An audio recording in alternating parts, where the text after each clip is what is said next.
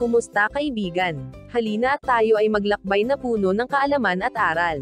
Mula sa mundo ng siyensya, hanggang sa kasaysayan, ating tatalakayin ang iba't ibang paksa na magpapalawak ng ating kaalaman, at magpapaningas ng ating kuryosidad.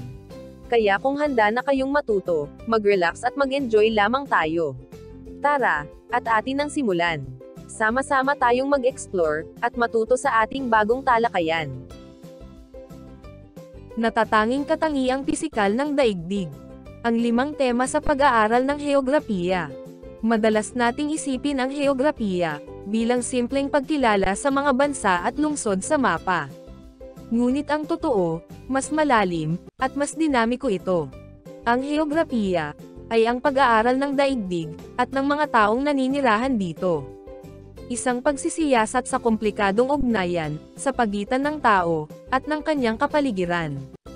Upang maunawaan ang interaksyong ito, ang mga heograpo ay gumagamit ng 5 pangunahing tema bilang gabay sa kanilang pag-aaral. Handa ka na bang maglakbay sa mundo ng heograpiya at tuklasin ang 5 temang ito? Halika, at samahan mo ako. Ano nga ba ang heograpiya, at bakit mahalaga itong pag-aralan? Ang heograpiya, mula sa salitang Griego na geo, o earth, at graphein, the right, ay higit pa sa simpleng pagtukoy sa lokasyon ng mga lugar sa mapa. Ito ay isang interdisiplinaryong larangan, na nag-aaral sa interaksyon ng tao, at ng kanyang kapaligiran. Pinag-aaralan nito ang distribusyon ng mga tao, mga likas na yaman, at mga kaganapan, sa ibabaw ng mundo, at kung paano ang mga ito ay nag-iimpluwensya sa isa't isa. Hindi lamang ito ang pag-aaral ng saan, kundi pati na rin ang paano, bakit, at ano ang mga epekto. Sa isang mundo na patuloy na nagbabago, ang pag-unawa sa heograpiya ay higit na mahalaga kaysa dati. Narito ang ilang dahilan kung bakit. Pag-unawa sa mundo. Binibigyan tayo ng heograpiya ng mas malawak na pananaw sa mundo, sa mga kultura, at sa mga hamon na kinakaharap nito. Natututo tayo kung paano ang mga pisikal na katangian ng isang lugar ay nakakaapekto sa pamumuhay ng mga tao, at kung paano naman nakakaapekto ang mga tao sa kanilang kapaligiran. Paglutas ng mga suliranin. Ang heograpiya ay nagbibigay ng mga kasanayan sa pag-aanalisa at paglutas ng mga suliranin, partikular na yaong may kinalaman sa kapaligiran, tulad ng climate change, deforestation, at urban sprawl. Ang pag-unawa sa spatial patterns ng mga problemang ito ay mahalaga sa pagbuo ng mga epektibong solusyon. Pagpapaunlad ng ekonomiya. Ang heograpiya ay may malaking papel sa pagpapaunlad ng ekonomiya. Ang pag-aaral sa distribusyon ng mga likas na yaman at mga merkado ay mahalaga sa pagpaplano ng mga negosyo at sa pagbuo ng mga estratehiya sa kalakalan. Pagpaplano ng komunidad. Ang mga prinsipyo ng heograpiya ay ginagamit sa pagpaplano ng mga komunidad, sa pagdidisenyo ng mga lungsod, at sa pagpapaunlad ng mga infrastruktura. Ang pag-unawa sa demografiya at sa spatial patterns ng isang komunidad ay mahalaga sa pagbuo ng mga sustainable at equitable na plano. Pagpapalawak ng pananaw. Ang pag-aaral ng heograpiya ay nagpapalawak ng ating pananaw sa mundo at sa mga taong naninirahan dito. Natututo tayong pahalagahan ang pagkakaiba-iba ng mga kultura at ang kahalagahan ng pag-unawa sa iba't ibang perspektiba. Isang pagpapakilala sa 5 tema ng heograpiya. Pag-unawa sa mundo, sa paligid natin. Ang heograpiya, higit pa sa simpleng pagkilala sa mga lugar sa mapa, ay isang malawak na larangan, na nag-aaral sa ugnayan ng tao, at ng kanyang kapaligiran. Upang mas maunawaan ang komplikadong interaksyong ito, ginagamit ang 5 pangunahing tema, na nagsisilbing gabay sa pag-aaral sa mundo. Ang mga temang ito, ay nagbibigay ng isang balangkas, upang masuri ang mga lugar, mga tao, at ang kanilang mga ugnayan. Noong 1984, ang 5 tema ng heograpiya, ay opisyal na binanghay, at inilathala sa mga patnubay ng National Council for Geographic Education o NCGE, at ng Association of American Geographers, o AAG. Ang mga temang ito, Ang lokasyon, lugar, interaksyon ng tao at kapaligiran, paggalaw, at rehiyon, ay dinisenyo, at may intensyon na gawing mas madali, at simple ang pag-aaral ng heograpiya, bilang isang pagkontrol ng agham panlipunan. Dahil sa temang ito, mas madaling maintindihan ng tao ang mundo na kanyang tinitirhan. Ang 5 tema sa pag-aaral ng heograpiya. Lokasyon. Ang pundasyon ng heograpiya. Sa mundo ng heograpiya, ang lahat ay nagsisimula sa lokasyon. Ito ay tumutukoy o nagsasaad ng kinaroroonan ng mga lugar sa mundo. Ito ang pundasyon, kung saan itinatayo ang ating pag-unawa sa mga lugar, mga tao, at ang kanilang mga interaksyon. Hindi ito simpleng pagturo sa isang punto sa mapa, ito ay isang malalim na pag-unawa, kung saan matatagpuan ang isang lugar, at kung paano ang lokasyon na ito, ay nakakaapekto sa mga pangyayari. Ang tema ng lokasyon, ay nahahati sa 2 pangunahing uri. Locus yung absolute. Ito ang eksaktong posisyon ng isang lugar sa ibabaw ng mundo. Ginagamit ang mga imahinasyong guhit o coordinates, tulad ng longitude at latitude, na nagbibigay ng isang natatanging address para sa bawat punto. Isipin mo ito bilang ang street address ng isang lugar sa planeta. Halimbawa, ang locus yung absolute ng Maynila ay maaaring tukuyin gamit ang mga partikular na latitude at longitude nito. Ang sistema na ito ay universal at hindi nagbabago. Relatibong lokasyon. Hindi naman kailangan ng eksaktong coordinate ang relatibong lokasyon. Dito, tinutukoy ang posisyon ng isang lugar, base sa mga nakapaligid dito. Katulad ng anyong lupa, anyong tubig, at mga estrukturang gawa ng tao. Ito ay mas deskriptibo, at nagbibigay ng konteksto. Halimbawa, ang relatibong lokasyon ng Quezon City ay nasa hilagang bahagi ng Maynila, o malapit sa Marikina at Caloocan.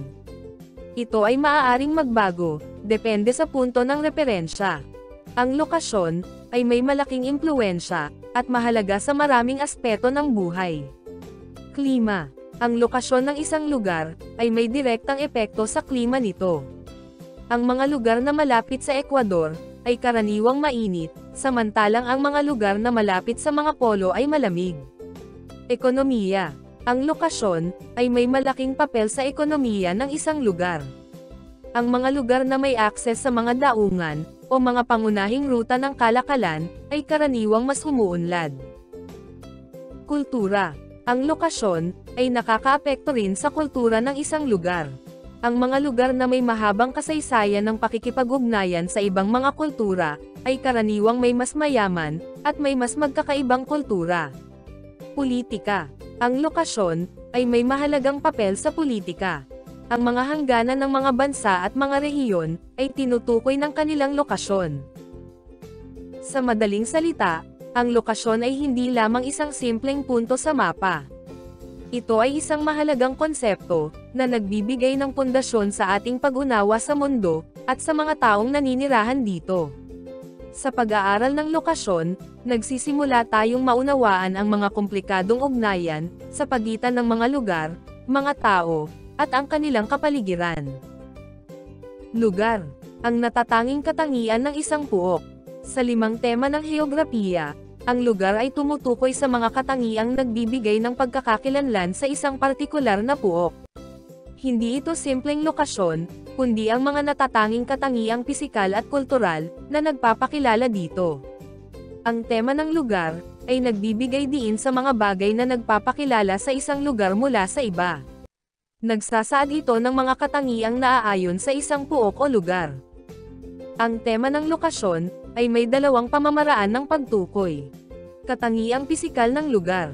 Ang mga katangiang pisikal, ay mga likas na katangian ng isang lugar, tulad ng klima.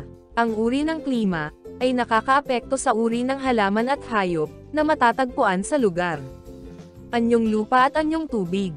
Ang mga bundok, kapatagan, ilog, lawa, at iba pang anyong lupa at tubig, ay nagbibigay ng hugis at anyo sa isang lugar. Likas na yaman. Ang mga likas na yaman, tulad ng mineral at kagubatan, ay nagbibigay ng mga oportunidad sa ekonomiya, at nag-aambag sa kultura ng isang lugar. Mga katangiang kultural ng lugar. Ang mga katangiang kultural ay mga katangian ng mga taong nananahan dito, tulad ng wika. Ang wika ay isang mahalagang bahagi ng kultura at nagpapakilala sa isang puok o lugar. Relihiyon. Ang relihiyon ay nag-aambag sa mga tradisyon, paniniwala, at mga pagdiriwang sa isang lugar. Kultura. Ang kultura ay nagpapakita ng mga kaugalian, sining, at mga paraan ng pamumuhay ng mga tao sa isang lugar. Densidad o dami ng tao.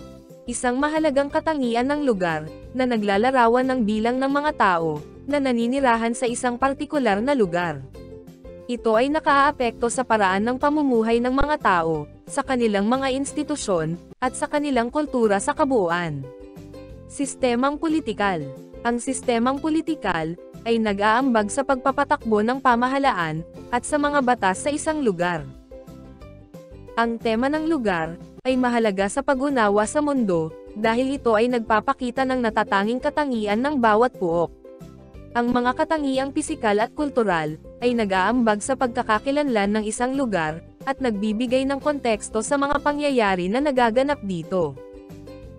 Rehiyon. Pag-uuri ng mundo sa mga makahulugang grupo.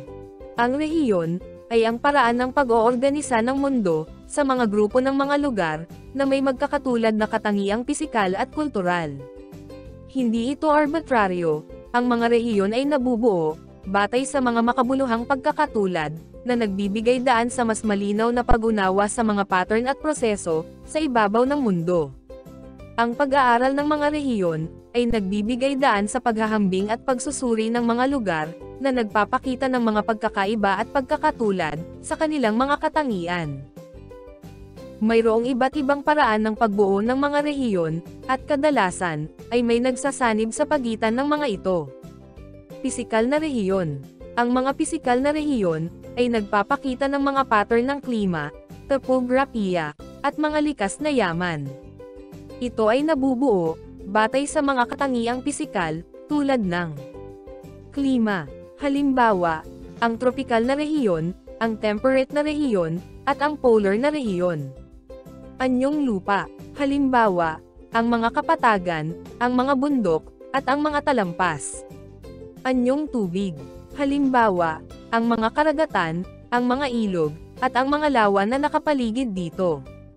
Uri ng lupa. Halimbawa, mga kagubatan, damuhan, at disyerto. Kultural na rehiyon. Ang mga kultural na rehiyon ay nagpapakita ng pagkakaiba-iba ng mga kultura at ang kanilang distribusyon sa mundo. Ito ay nabubuo batay sa katangiang kultural nito, tulad ng wika. Halimbawa, ang mga rehiyon na nagsasalita ng Espanyol, Ingles, o Mandarin. Relihiyon. Halimbawa, ang mga rehiyon na may dominasyon ng Kristyanismo, Islam, o Budismo. Tradisyon. Halimbawa, mga rehiyon na magkakatulad sa tradisyon sa pagluluto, musika, o sining. Etnisidad. Halimbawa, mga rehiyon na may dominasyon ng isang partikular na grupong etniko. Ekonomikong rehiyon. Ang mga ekonomikong rehiyon ay nagpapakita ng mga pattern ng pag-unlad at mga oportunidad sa ekonomiya. Ang mga rehiyong ito ay nabubuo batay sa mga katangiang ekonomiko, tulad ng antas ng pag-unlad. Halimbawa, mga umuunlad na bansa, at mga bansang may mataas na kita. Industriya. Halimbawa, mga rehiyon na kilala sa agrikultura, industriya, o teknolohiya. Kalakalan. Halimbawa, mga rehiyon na may malakas na kalakalan sa pagitan ng mga bansa.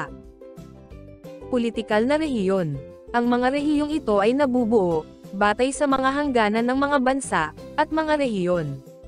Ito ay isang mahalagang aspeto ng heograpiya dahil tinutukoy nito ang mga awtoridad at mga batas sa isang lugar.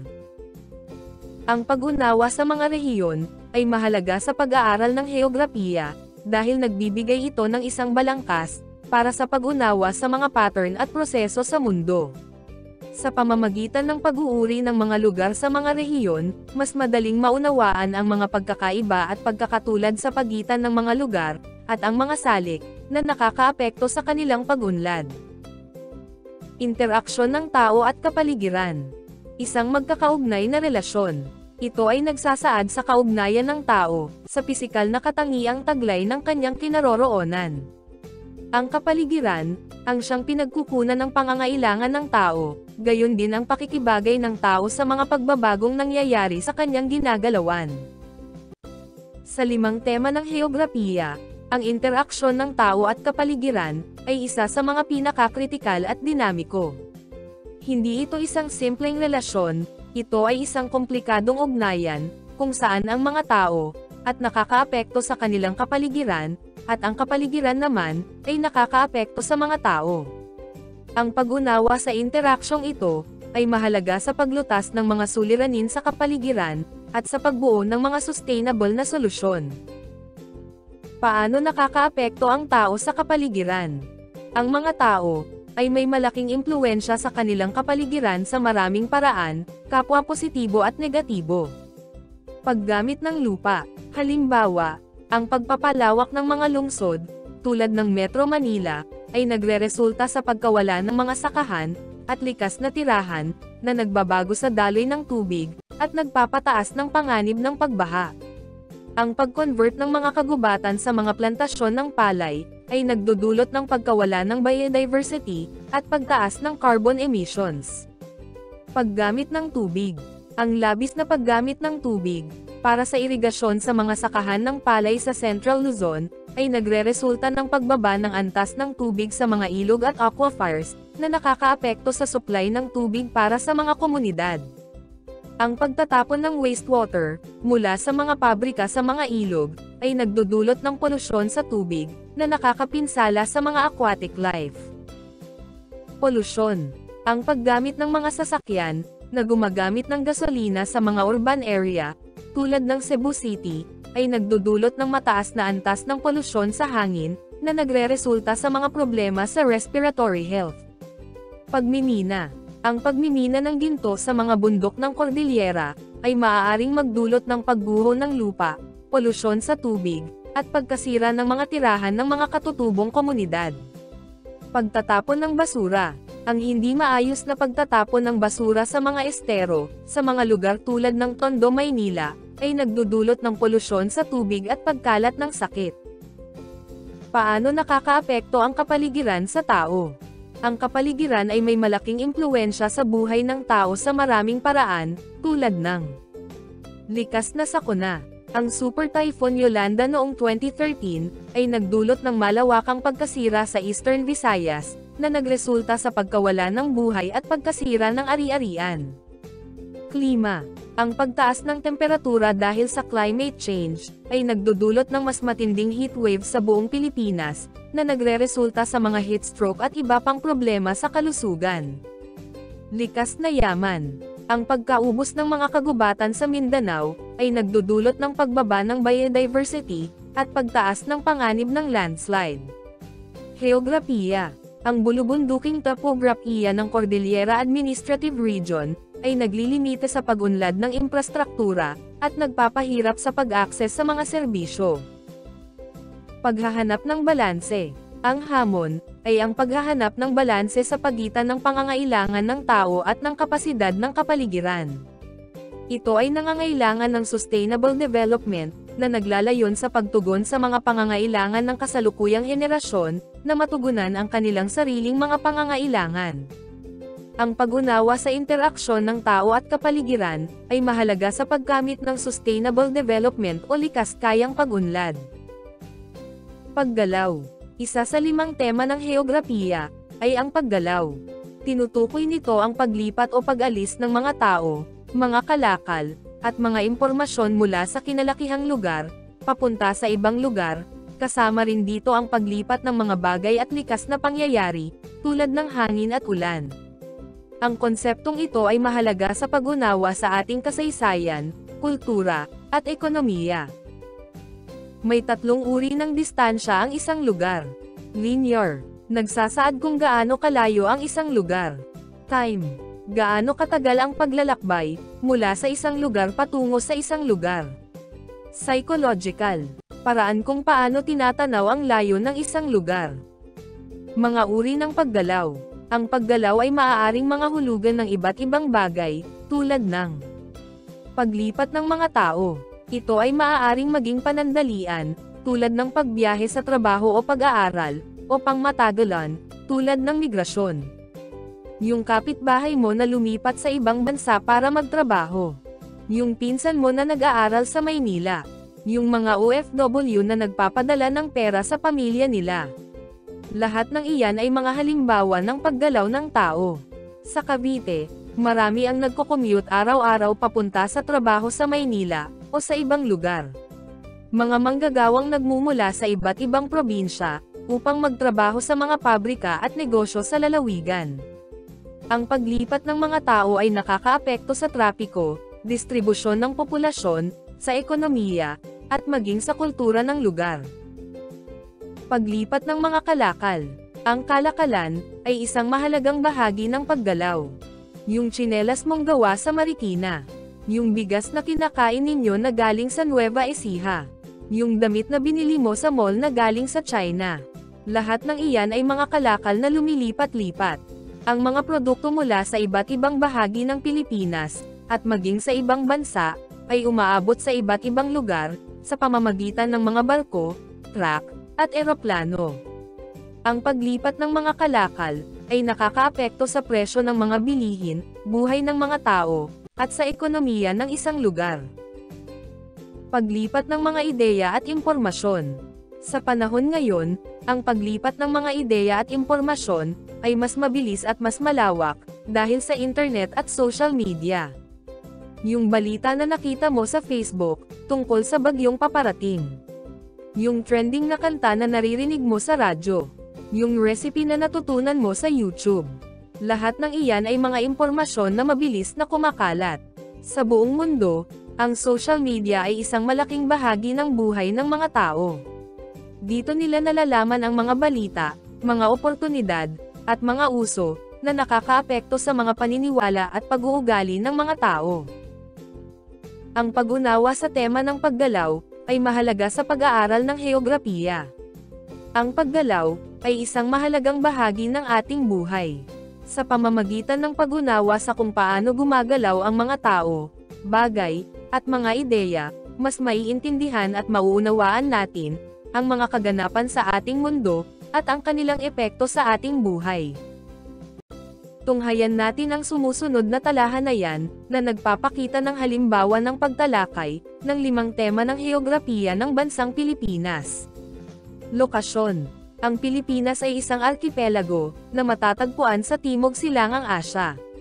Lokasyong absolute, nasa pagitan ng 4 degrees at 21 degrees hilagang latitude, at 116 degrees at 127 degrees silangang longitude.